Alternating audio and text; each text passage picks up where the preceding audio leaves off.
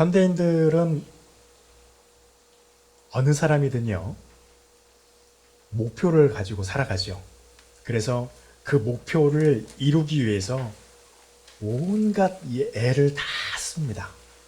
그래서 모든 노력을 다하고 자신의 시간을 투자하고 시간도 또 자신이 가지고 있는 경제적인 것도 또 그것을 이루기 위해서 자신의 열정도 투자를 합니다.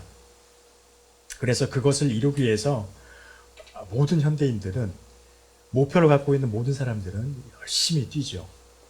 그래서 그것을 위해서 이곳도 가고 저곳도 가고 어떤 사람을 찾아가기도 하고 학문을 더 증진시키기도 하고 또 다른 것 여러 가지 많은 것들을 합니다. 이랬던 것처럼요. 오늘 우리가 읽었던 이 마태복음 15장 21절에서 28절에 한 여인이 나옵니다. 이 여인의 목표는 아주 뚜렷했습니다. 자기가 그것을 이루고자 하는 소원이 아주 또렷하게 있었던 여인이었죠. 우리가 너무나도 익히 들어서 알고 있는 성경의 장면이기도 합니다. 이 여인은 자신의 딸의 어떤 이상한 증상이 있어서 그 증상이 낫기를 원했습니다. 그래서 이 여인은 아마도요, 예수님을 기다리고 있었던 것 같습니다. 그리고 이 여인이 결국에는 자신의 소원을 예수님으로 말미암아 이름을 얻게 됩니다. 이 이야기를 통하여서 과연 예수님께서 우리에게 이 이야기를 기록하게 하시고 우리로 하여금 듣게 하신 이유는 무엇일까? 같이 좀 나누고 은혜가 있기를 소망합니다. 먼저요, 이 가나안 여인은요, 이야기를 읽어보고 있으면요, 가나안 여인의 태도가 변화하고 있는 것을 볼 수 있게 됩니다. 아까도 앞에서 말씀드렸지만 이 여인은 아주 절박한 목표가 있었던 여인입니다. 목표라기보다는 소원이라고 하는 것이 오히려 더 좋지 않을까 생각 들어져요. 21절에 보니까요, 예수님께서 두로와 시돈으로 들어가셨다라고 되어 있습니다. 예수님이 두로와 시돈으로 오시기 전에 게네사렛이라고 하는 동네, 여기는 갈릴리 호수 옆입니다.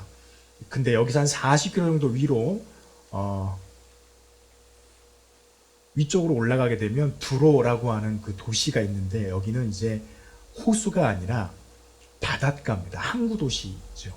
그 항구 도시로 40km쯤 걸어 올라가고 있을 때 이 여인이 22절에 보니까 가나안 여자 하나가 그 지경으로 나와왔다라고 되어 있습니다. 이 여인이 가지고 있는 소원이 얼마나 절박하고 그것을 꼭 이루겠다라고 하는 그 마음이 강했다고 하는 것을 여기서 알 수 있습니다. 땅의 경계선까지 나와서 예수님을 기다리고 있었던 거죠.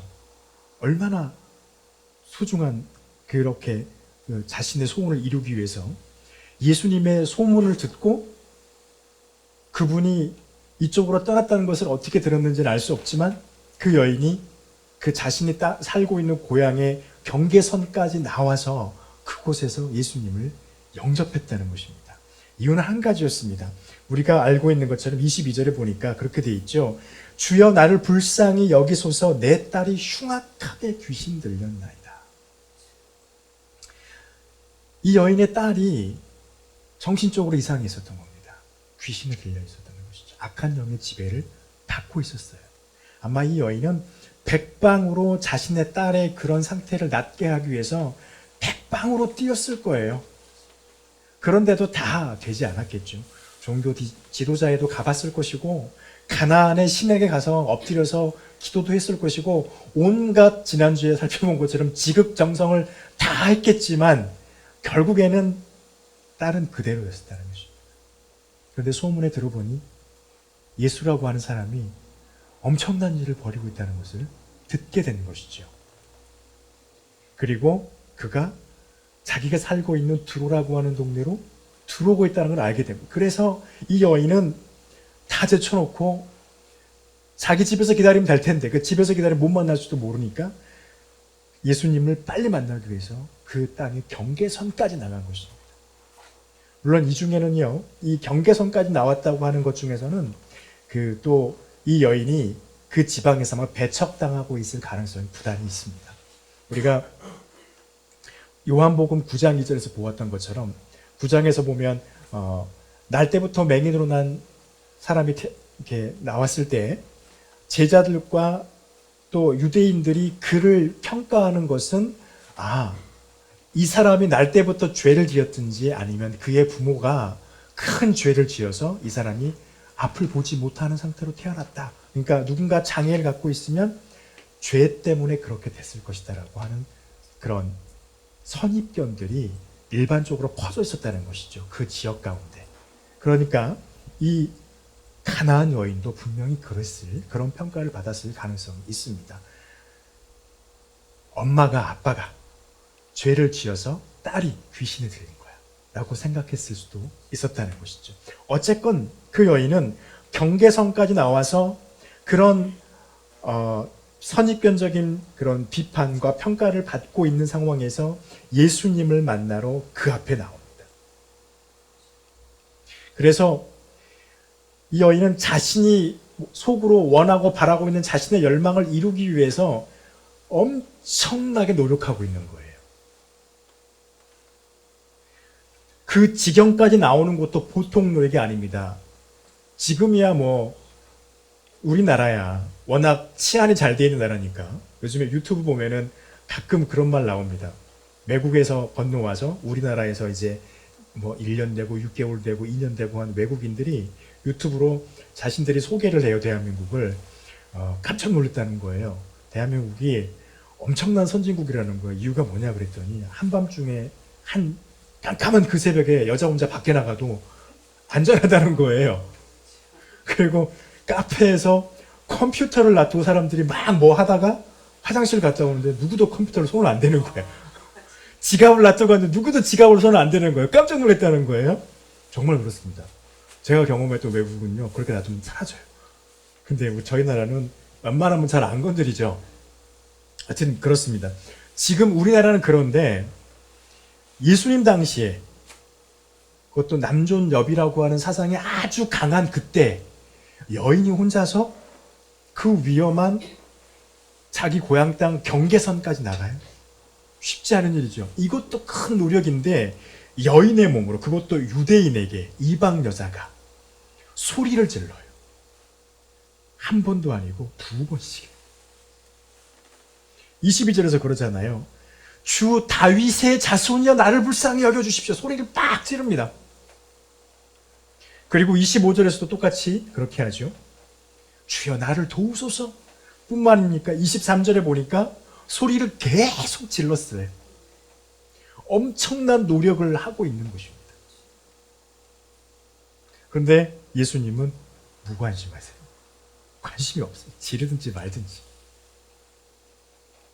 예수님이 무관심하고 있는데도 불구하고 그녀는요, 예수님에게 자기 자신을 보이게 하기 위해서 끊이지 않고 소리를 지릅니다.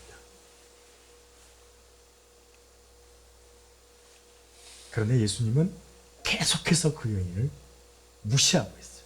못 본 척하고 있어요. 요즘 말로 투명인간 취급합니다. 그러다가 그 여인이요, 예수님께서 자기 자신에게 무엇을 이야기하고 있는지를 깨닫는 모습으로 바뀌어요. 26절에서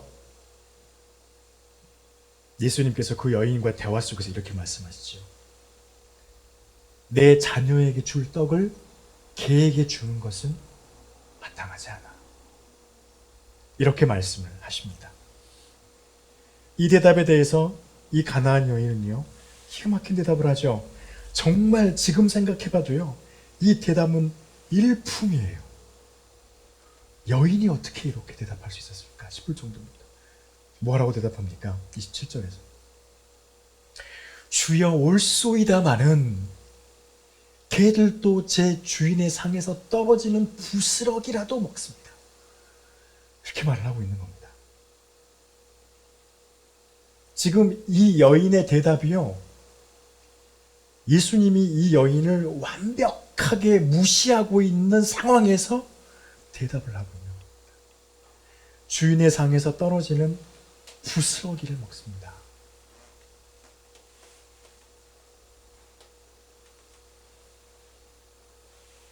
여기에서 이 여인은요, 이 대답을 할 때까지 자신의 감정을 억제합니다.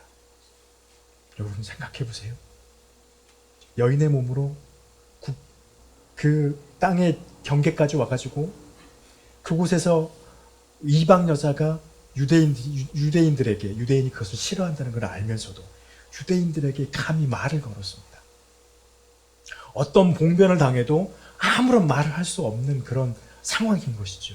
그럼에도 불구하고 그 여인은 소리를 질렀고, 소리를 질렀는데 예수님이 아무런 답변을 안 하시는 거예요. 충분히 포기하고 돌아갈 만합니다. 한두 번이 아니에요. 계속적인 그런 어필이고, 나를 봐달라, 나를 불쌍히 여겨달라고 했던 그 여인의 말에 예수님은 그 여인을 완벽하게 무시하고 계셨어요. 그럴 때 이 여인은요, 그 속에서 자신의 감정을 억누릅니다. 내가 무시당하고 있다는 것도 억누릅니다. 또 예수님 앞에 엎드려서 말할 때 자녀의 떡을 취하여서 개들에게 던지면 마땅하지 않아. 사람이 먹을 음식을 개에게 주는 것은 옳지 않잖아라고 하는 정말 인격 모독에 가까운 말을 했을 때도 이 여인은 자신의 감정을 억누르고 억눌러요. 그리고 했던 말이 개도 주인의 상에서 떨어지는 부스러기를 먹습니다 라고 하는 말을 했습니다. 여러분 생각해 보세요. 이 여인이 이 대답을 할 때 이 마음속에서 어떻겠습니까? 어마어마한 분노가 있었을 수도 있습니다. 엄청난 억울함 내지는 울고 싶었을 수도 있었을 거예요. 내가 이렇게 무시를 당해야 하나 하는 그런 마음도 있었을 것입니다. 그런데 그는 누르지요. 자신의 감정을 억제합니다. 무엇을 발견했기 때문일까요? 예수님이, 어쩌면 이 여인은 예수님이 왜 자신에게 이렇게 하는지를 발견한 걸 수도 있습니다.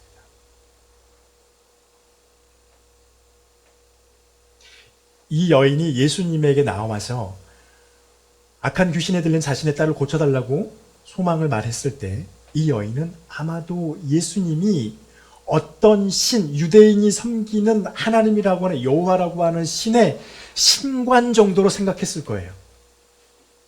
그래서 그 사람에게 가서 말하면 그 사람이, 예수라는 사람이 하나님 앞에 기도해서 내 딸을 낫게 해줄 것이라고 생각했을 것입니다. 예수님은 그것을 벗어나기를 원하셨던 거예요. 이 여인이. 무엇을 발견한 겁니까? 자기 예수라고 하는 사람, 이 여인이 부탁하고 있는 예수가 곧 자기 딸을 낫게 할 수 있는 하나님인 것임을 발견하기를 원하셨던 겁니다. 결국엔 이 여인은 그것을 발견합니다. 그리고서 이 여인이 태도가 바뀌는 거예요.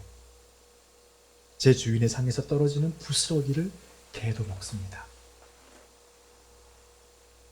자녀의 떡을 취하여서 개들에게 던짐이 마땅치 아니하다라고 하는 이 예수님의 말씀이 의미하는 것이 무엇인지 이 여인은 깨달은 것입니다. 그래서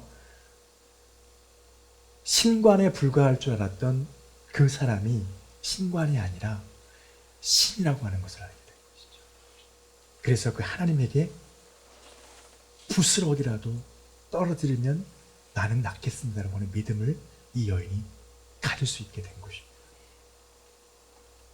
그래서 이 여인은 절망해서 희망을 보게 됐습니다. 근데 희망에서 끝나는 게 아니고요, 온전함을 얻게 되는 은혜를 얻게 되는 것이죠. 이 사건이 예수님의 제자들 앞에서 벌어지죠. 또 이 사건의 당사자인 가나안 여인에게 나타납니다. 예수님은 가나안 여인과 제자들에게 무엇을 알기를 원하셨을까요? 원래 예수님의 성격으로 따져보면 절대로 무시하시면 안 되는 거거든요. 심지어 가늠하다 잡혀온 여인도 죄 없다. 나도 너를 죄 있다고 심판하지 않겠다. 그렇게 너그럽게 하셨던 분이 갑자기 막 무시하고 인격을 밟는 말씀만 하시고 주고 말고는 내 마음이지 라고 막 하시고 그 여인의 감정과 모든 것을 다 뒤집어 엎는 행동과 말씀만 하시는 거예요. 왜 그렇게 하셨을까요? 하나님의 은혜는요, 인간의 노력으로 얻어낼 수 없다는 것을 알게 하시길 원하셨던 것입니다. 이 여인이 지금 얼마나 끈질기게 움직이고 있습니까? 얼마나 끈질기게 노력하고 있습니까?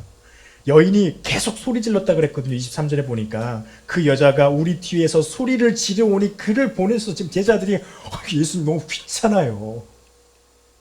너무 시끄럽게 해요. 근데 예수님은 못 들은 척하고 계시거든요. 그러니까 얼마나 시끄럽게 소리 질렀는지 대충 알 수 있죠. 그 여인의 그 엄청난 노력은요, 사람은 움직이게 했습니다. 그런데 예수님은 움직이지 않았어요. 반응하지 않으셨어요. 그런데 이 속에서요, 재미있는 것은요, 예수님께서 그 여인을 은근히 무시하고 있는 것처럼 보입니다. 은근히가 아니군요. 확실하게 무시하고 있는 것처럼 보여집니다. 그런데 그 속에는 이 여인과 제자들을 인도하고 계시다고 하는 것입니다. 무엇이냐면 인간의 노력, 그것으로는 네가 원하는 하나님의 은혜는 얻어낼 수 없어. 그것을 발견하게 하기 위해서 예수님이 그 여인을 인도하고 있습니다. 26절에서 예수님께서 말씀하신 말이 있죠. 자녀의 떡을 취하여서 개들에게 던지니 마땅치 않다. 여기서 여인이 도대체 무엇을 깨달았을까요? 예수님께서 이 말씀을 하실 때 여인은 그것을 캐치한 거예요. 잡은 거예요. 예수님이 무엇을 말씀하신지를 깨달은 거예요. 뭐냐면요, 떡을 줄 수 있는 사람은 떡의 주인이지 개가 와서 짓는다고 해서 떡을 주는 건 아니다는 거예요. 그 떡의 소유권을 갖고 있는 사람은 상 위에서 떡을 쥐고 있는 나다라고 하는 것을 예수님이 지금 이 여인과 제자들에게 암시하고 말씀하고 계신 것입니다. 그런데 이 여인은 그것을 깨달은 거예요.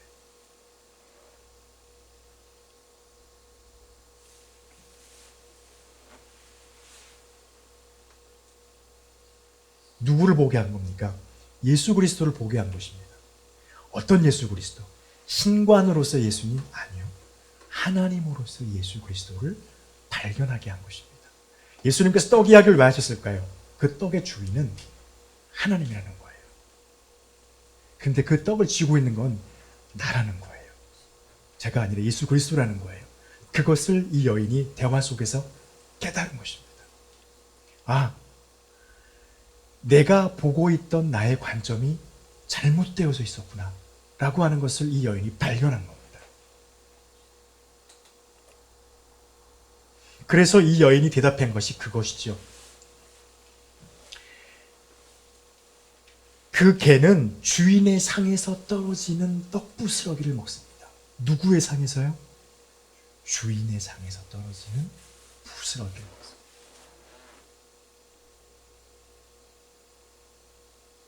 이것은 감정도 억누르고 또 자신이 가지고 있는 모든 인간적인 것들을 다 억누르면서 예수님께서 말씀하셨던 떡의 주인은 나고 그 떡을 주느냐 마느냐 결정하는 것도 나다 라고 하는 이 말에 여인이 동의하면서 말한 거예요. 나는 맞습니다, 주님. 당신 앞에서 개입니다. 개인데 당신의 주인 대신 당신의 상에서 떨어지는 떡부스러기라도 먹고 싶습니다. 여인은 모든 걸 다 버려버린 것입니다. 결국에는 예수 그리스도가 어떤 분이신지를 여인이 발견하기를 원하셨고, 이 이야기를 통하여서, 이 사건을 통하여서 예수님의 제자들도 그것을 발견하기를 원하셨던 것입니다.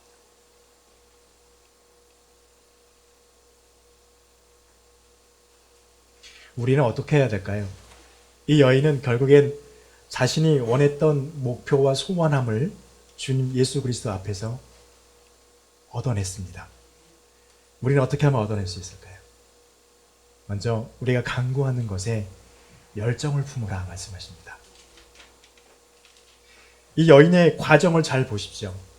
예수님 앞에 와서 자신의 소원을 알리기 위해서 소리 지르는 노력이 있었습니다. 외적인 노력이죠. 엄청난 노력입니다. 이것이 소용없는 것인가요? 아니요. 필요합니다. 있어야 합니다. 이 여인이 두로의 경계선까지 나오지 않았더라면 아마도 예수님을 만나지 못했을 가능성이 아주 높아요. 그리고 예수님께서 이 여인을 일부러 무시하셨는데 그 무시함을 받고 소리 지르는 것을 멈춰버렸다면 아마도 이 여인의 소원은 이루어지지 않았을 것입니다. 그런데 이 여인은 끝까지 계속해서 집중하면서 문제를 해결하기 위해서 노력합니다. 있어야 합니다. 그런데 이 여인에게 잘못되어 있는 것은 무엇이었습니까? 내적인 노력입니다. 외적인 노력은 충분하고 누가 봐도 열정적이었습니다. 그런데 속에 있는 노력이 문제였던 것입니다. 예수 그리스도를 바라보는 시각이 잘못되어 있어서 예수님께서 그녀를 무시하는 척하셨던 것이고, 또 그것은 무엇을 의미하는 거냐면 사람이 내가 할 수 있는 능력을 뛰어넘지 못하기 때문에 내 능력으로 이것을 문제를 뛰어넘을 수 없으니까 우리가 하는 것은 누군가를 찾아가는 거예요. 나보다 더 능력이 많은 사람을 찾아가는 거예요. 그 사람들을 찾아가는 것도 안 되니까 나중에는 뭐가 되는 겁니까? 신을 찾아가는 거예요. 그런데 이 여인은 신관이 잘못되어 있어서 예수 그리스도를 저 신관처럼 제사장처럼 보았다는 것이죠. 하나님이신데. 이것입니다. 나의 능력을 뛰어넘게 하실 분을 의지하는 믿음. 이것이 나의 속에서 있는 노력입니다. 이것을 품는 것이 열정입니다. 저와 여러분이 하나님 앞에서 기도하고 있는 우리의 간구 가운데 내적, 외적 열정이 있으시기를 축원합니다. 그다음에요, 우리가 무엇인가 필요할 때 나에게 관심을 가지시고 귀를 기울이시는 분을 무시하지 말라는 것입니다. 이 여인이 예수님의 계속되는 무시 속에서 예수님의 무시를 받아들이고 예수님, 그렇구나 하고 낙담하고 섣부른 판단을 해버렸더라면 그 여인의 딸의 나음은 없었습니다. 그런데 그 여인은 과정 속에서 자신을 인도하고 있는 예수님의 그 섭리를 발견하게 됩니다. 그리고 낙담하지 않았습니다. 섣부른 판단을 충분히 할 수 있었어요. 그런데 섣부른 판단하지 않고 좌절로 나가지 않고 예수님 앞에 서는 능력을 갖게 됩니다. 그리고 그녀가 고백했던 것, 개들도 제 주인의 상에서 떨어지는 부스러기를 먹고 삽니다, 주님. 주인의 상에서 떨어지는 것이라면 받아 먹겠습니다라는 것이죠. 문제를 풀어줄 수 있는 능력이 누구에게 있는지를 고백해냅니다. 우리가 우리에게 관심을 기울이시는 우리 주님을 무시하지 않는 가장 좋은 것은요, 나의 문제, 나에게 능력 주시는 분을 인정하고 고백하는 것입니다. 이것이 주님을 무시하지 않는 가장 빠른 길이에요.